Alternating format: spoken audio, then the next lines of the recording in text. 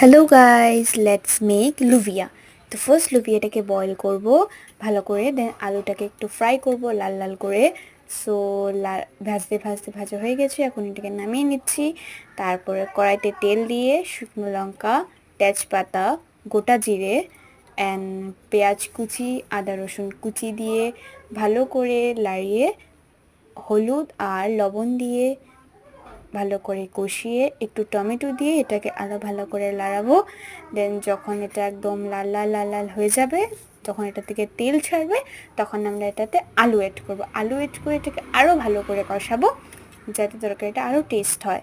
দেন আলুটা দিয়ে ভালো করে কষিয়ে এটাকে এখন একটু সময়ের জন্য ছেড়ে দেব। তারপর আমরা এখানে লুভিয়া অ্যাড করব।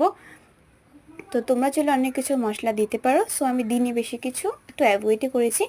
সো লুভিয়াটা দিয়ে আমরা এটাকে ভালো করে কষিয়ে, তো চলো লেটস ট্রাই লুভিয়া।